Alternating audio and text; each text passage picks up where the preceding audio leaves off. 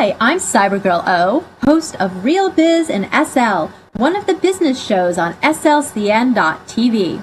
I took a tour of Manpower HQ to see how the company is using Second Life for recruiting and retaining workforce talent. Tune in to see the entire half-hour show on the web at slcn.tv or download the show from iTunes. But right now, let's go straight to 5 questions in 5 minutes, where every week I put a company rep in the hot seat to see how Second Life is really working for them.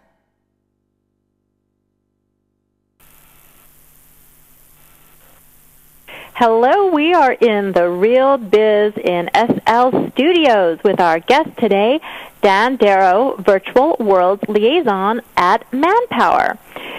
Now, we're putting you in the hot seat here, Dan, and I'm going to run through a series of questions, and I hope you're ready. Are you? I absolutely am. Let's do it.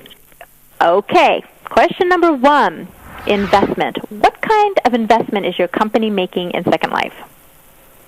Well, we see our presence in Second Life as an investment in building relationships with members of the workforce who we wouldn't meet any other way.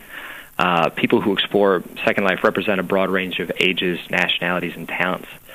So 3 Manpower employees work full-time as avatars on our island as greeters in order to attract and engage visitors on our island. And this allows us to greet visitors, learn a bit about them, and discuss their opinions and experiences relating to the world of virtual work. So I'm going to put you on the spot a little bit. Sure. Now, I spoke to your CEO last year, and he had put the dollar amount around $500,000 U.S. total, and I'm not sure if that was investment or projected investment, but have you seen that number flying around, or is that top secret? It's not really top secret because I actually wrote about it, but... And I did see it when you wrote it, and when you asked him the question. Actually, I heard him give you the answer. So I have heard that figure before. I guess I'm not prepared to talk numbers specifically today, but I am prepared to say that we are investing in full-time staff on the island, and we are paying this in real life cash. Well, safe answer, but thanks for verifying that it wasn't something I made up. Okay, question number 2. ROI, what kind of return on your investment are you seeing? Well, our return has really been in the data that we're gathering through the research that we're conducting with the residents. We found that the residents of Second Life are frequently highly skilled professionals in the real world, choose to have a Second Life in order to express their talents that they would otherwise have no way to convey.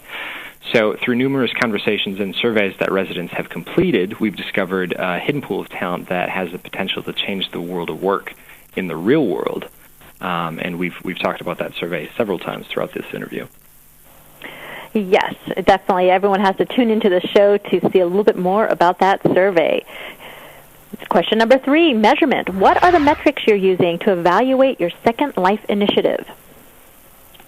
Well, our virtual staff that's on the island that we've spoken about a few times asked visitors on Manpower's island a number of questions, like how they arrived, where they're from, how the Manpower or how we can be helpful to them.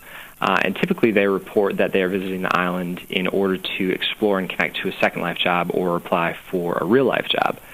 So we've gathered data through these extended conversations with Second Life visitors when they're willing to do so. And we encourage visitors to take a survey, and for that survey we were offering them Linden dollars as an incentive. Again, the survey gathers important opinions and facts from residents on topics like compensation, tax compliance, flexibility, dream jobs, and things like that. And when we closed up the survey, we had about 400 that had responded to the survey. So we've really gained a wealth of information by executing that within Second Life. Ah, yes. Residents do love their Linden. Absolutely. Question number 4, worthwhile. Bottom line, is it worth being in Second Life? We found that it's definitely worthwhile. We have directly connected to consumers in a way that we couldn't before. Manpower is a company that has a high number of branch offices throughout the world. So we deal with the public quite frequently, but this gives us a new way to deal with the public, and as I said before, to deal with public or to engage public that we would not normally be able to speak to in a lot of cases. So the frank discussions we've had with residents wouldn't have been possible with traditional 2D technologies, and the people in Second Life, as you probably know, are very eager to share their thoughts. So the people that we see are frequently optimistic, idealistic, and that's created a fantastic environment for innovative and creative thinking and doing. And we'll continue to invest in places where this entrepreneurial spirit exists, and we'll continue to actively participate in virtual environments in the future. So are you really hiring people then? You have really actually found and recruited people through Second Life? We have found people through the job fairs that we've had on the Manpower Island and in other places throughout Second Life for real-life jobs, yes. And, okay. Of course, yeah, and then, of course, we have the staff that we have on our island that does work full-time on Second Life as well, yes. Right. Gotcha. Okay. And question number 5, time. How much longer do you plan to be in Second Life? I think we're going to be in Second Life as long as it's the best place for us to connect with the virtual world public. As we talked about before, there's a lot of competitors to Second Life. There's competitors that aren't even out yet that could take a big chunk of Second Life's traffic in public. So while we're hoping to not see that happen, we are prepared to work in multiple virtual worlds. This is the first of what could potentially be several strategic presences in other virtual worlds and in games. And that's mainly because a growing pool of desirable job candidates are choosing to spend their time in these environments. So as a company that relies on our connection with and relevance to these individuals, it's in our best interest to maintain a presence in these environments in order to offer an open communication channel amongst our employees, our clients, and virtual world residents. Well, I want to thank you, Dan Darrow from Manpower, the Virtual Worlds Liaison, for being here today on Real Biz and SL. I'm your host, Cybergrrl. We will see you next time.